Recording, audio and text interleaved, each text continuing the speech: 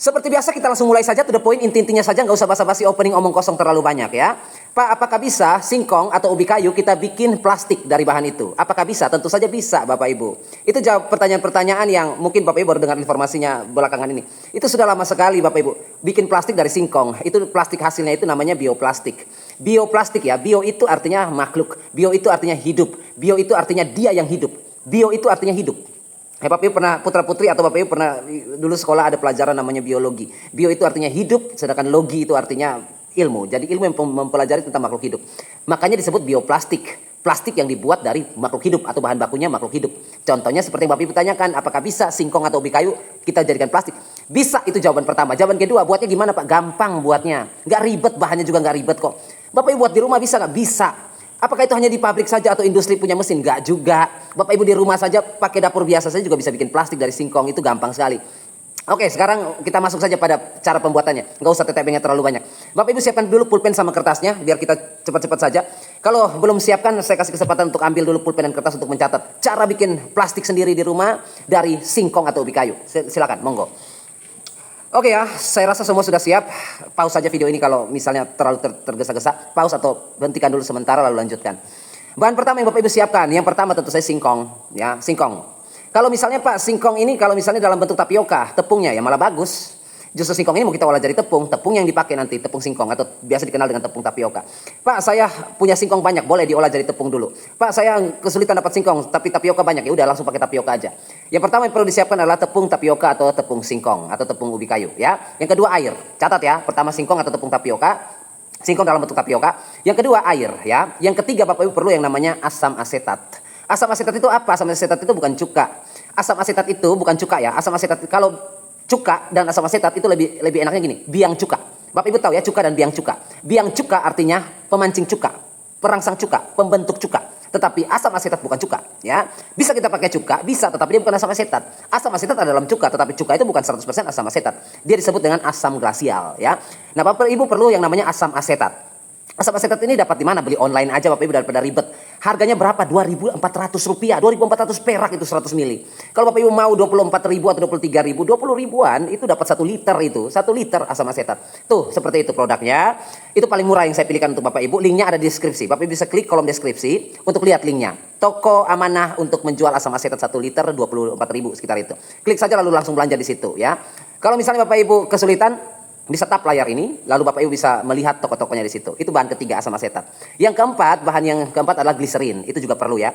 Gliserin ini apalagi gliserin ini juga murah, bahan kimia yang sangat murah dan dia ramah ya, tidak berbahaya, terlalu berbahaya untuk kita.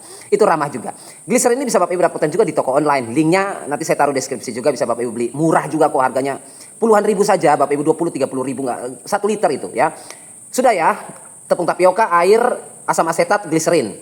Yang keempat, yang kelima panci atau wadah atau wajan. Nanti kita memasak di situ ya, karena kita pakai dapur tradisional sederhana. 5 panci. Yang keenam adukan ya. Adukan itu perlu untuk mengaduk sehingga dia tidak menggumpal.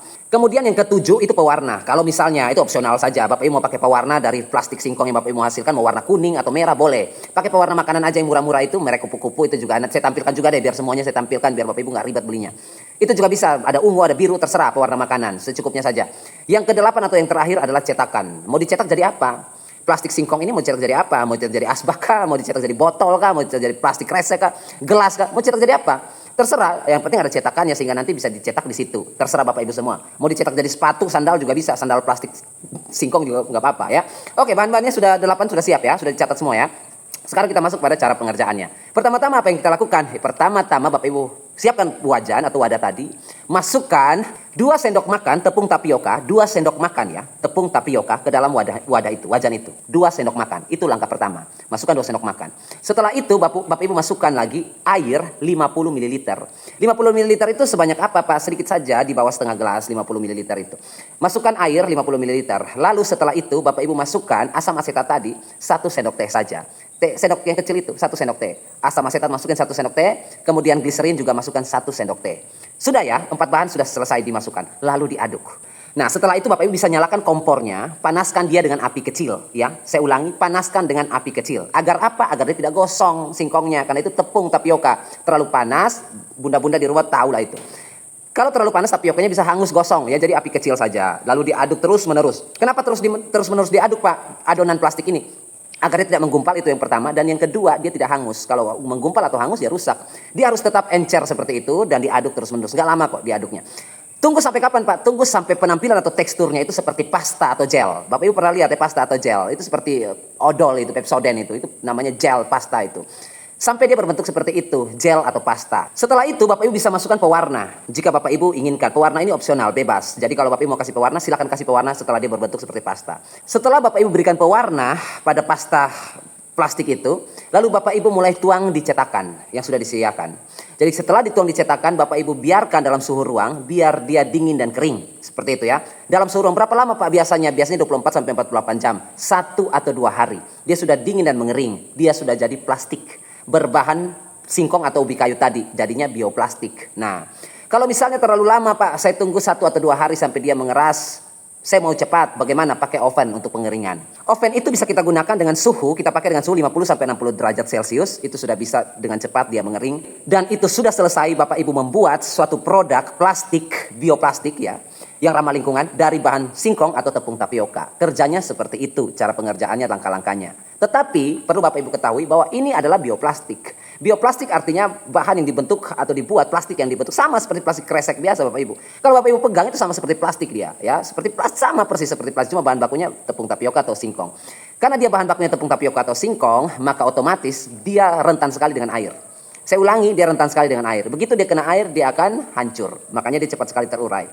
Dia ramah lingkungan. Kalau plastik biasa kan kita susah sekali diurai dan butuh ratusan tahun baru terurai. Bapak Ibu pernah lihat ada penemuan yang sudah 100 lebih tahun menemukan plastik di dalam tanah dan masih utuh seperti itu. Jadi adalah ditemukan bioplastik seperti ini dari tepung tapioka yang dimana dia bisa hancur sempurna dalam waktu 3 bulan saja sudah hancur berantakan di dalam tanah seperti itu ya. Nah, Bapak Ibu bisa terapkan itu. Kemudian yang berikut, Pak, saya kesulitan mendapatkan singkong karena di daerah saya sulit sekali singkong. Pak, saya pengen bikin bioplastik tetapi tepung tapioka agak mahal di sini. Ada alternatif lain nggak Pak selain singkong atau tepung tapioka? Ada banyak bahan yang bisa kita gunakan untuk membuat bioplastik atau bahan plastik.